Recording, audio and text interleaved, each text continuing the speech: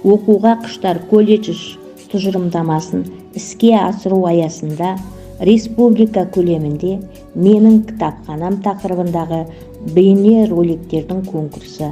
Оның мақсаты отбасының рухани өмірінің маңызды факторы ретінде кітапты және оқуды насихаттау, кітап және ақпарат мәдениетін қалыптастыру, отбасылық демалыс объектісі ретінде кітапты насихаттау болып табылады.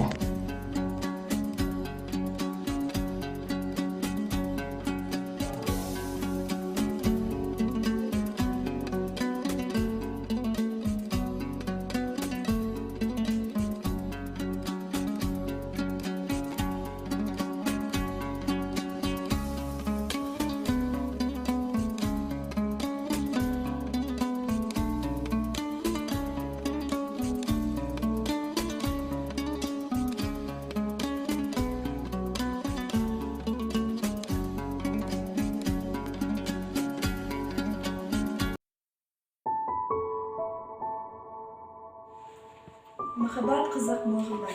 Әзілхан Нұршайықовтың 1970 жылы шығарған романы.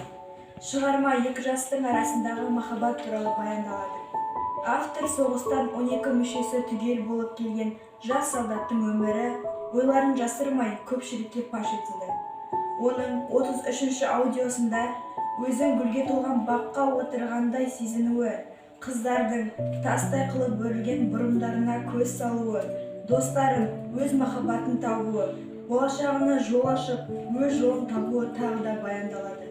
Автордың мақсаты Ербол мен Меңтай жақсы жігіт білімді қыз болып көрсетіп қоюған емес, солар халқымыздың бойындағы кейінгі ұрпаққа арғы алыс болашаққа үлгі боларлық роман ретінде көрсетіп танытты. Және де сіздерге айтатыным, Әзілхан Нұршайықовтың «Махаббат қызық мол-жылдар» кітабын оқуыма кеңес беремін.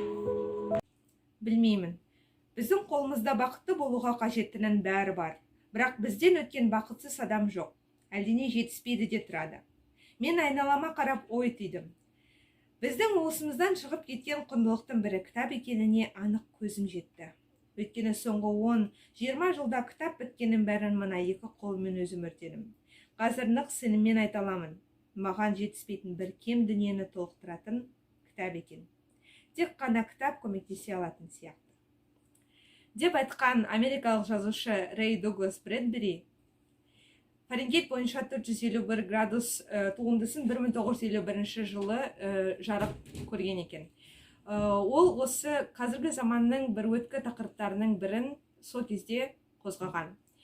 Ақпараттық технологиялардың шырақтап дамуына байланысты қағаз кітаптардың қолданылуы азаюда.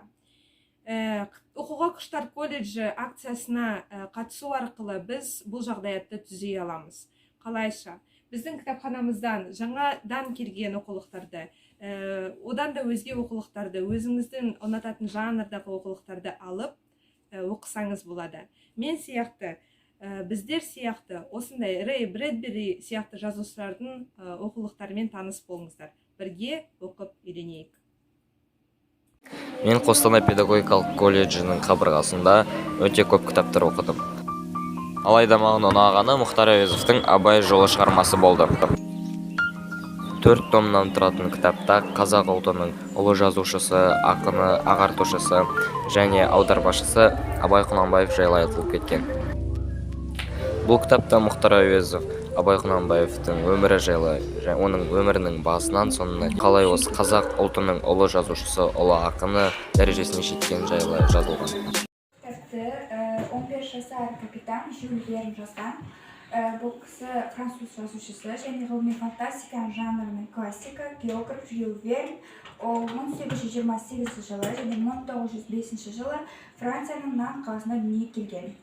Бұл кісі капитан Грант балаларының және 15 жасар капитан жер кіндігіне саяхат және де құпия арал атты кітаптары бар.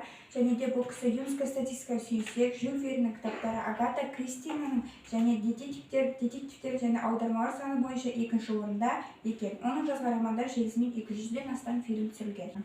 Бұл кітапты оқыңыздар.